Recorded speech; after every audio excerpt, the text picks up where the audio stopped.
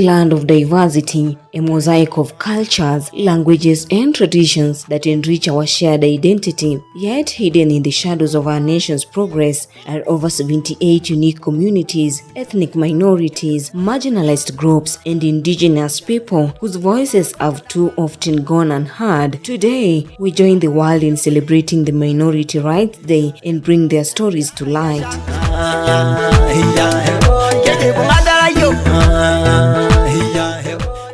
On 18th December 1992, the UN declared a day for the rights of minority.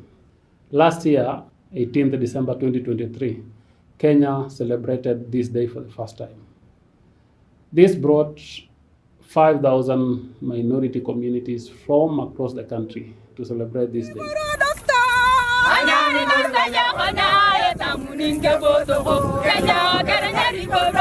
From the hunter-gatherers of the Waata to the pastoralists of the Ilchamus, these communities have carried their rich heritage across generations, but for many, their distinct identity has come at a cost. Challenges such as poverty, geographic isolation, and limited political representation have kept them from fully participating in Kenya's social and economic fabric. Imagine walking 30 kilometers just to apply for a national ID, or sending your child to a school miles away because local schools are under-resourced or non-existent. Security remains a challenge for some of these communities living in bandit-prone areas, and people need backup security when traveling for long distance or doing day-to-day activities. Picture a health center that stands unfinished for years, while mothers, children, and the elderly remain without care.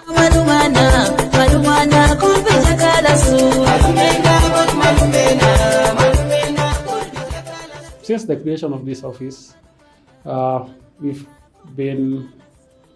achieved quite a lot in a smaller period of time, in spite the scarce resources we are facing and the economic turmoils we are facing as a country.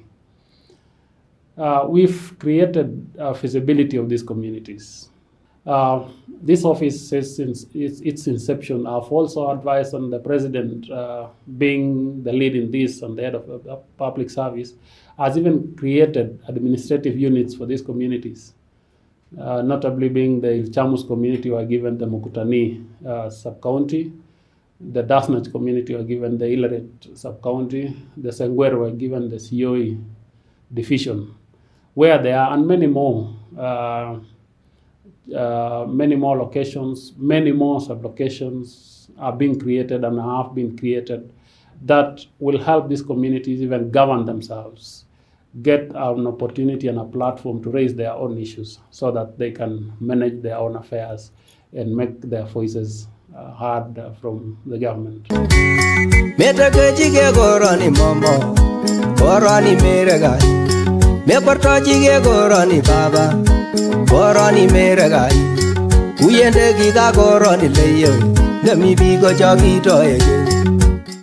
For many years, the El Molo community have endured harsh conditions, including poor infrastructure and limited access to basic services. In order to attend the Minority Rights Day celebrations in Nairobi, they must embark on an arduous journey. With no reliable roads, they travel 14 kilometers by boat from El Molo to Loyangalani, the nearest town with access to public transportation. From Loyangalani, they must continue their journey to the capital, a grueling 48-hour trip. These challenges are not just inconveniences, they are deep barriers that strip away dignity, limit opportunities, and hinder the hope for a better future. For many of these communities, like the Ogiek, the Terik, the Yaaku, grapple with the painful legacy of historic injustices, lands taken, languages eroded, and cultural identities nearly lost. Some, like the Ilchamus, have been excluded since the colonial era, their struggles spanning generations. For over 130 years, communities like the Terik have waited for recognition, inclusion, and justice, and yet amidst this, their resilience shines, their traditions endure, their spirits remain unbroken. The Kenya Kwanza government acknowledges the struggles faced by these communities and is committed to taking meaningful action to rectify the injustices of the past. Under the leadership of President William Ruto, the Minorities and Marginalized Affairs Unit has been elevated to a central position within the presidency through Executive Order Number 2 of 2023. This is not just a promise, it's a plan in action. Under the dedicated leadership of Director Josephat Lowoyi, the unit has made significant strides in addressing the needs of marginalized and minority communities. My name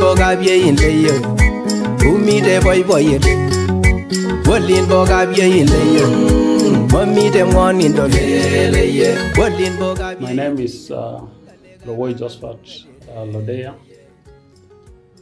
I'm the head of the Minorities and Marginalized Affairs Unit in the Executive Office of the President. The Minority Unit was created under Executive Order Number 2 of 2023 by the President. Article 56 mandates the government to create affirmative actions to promote and protect the rights of minorities. And that is why this office was created.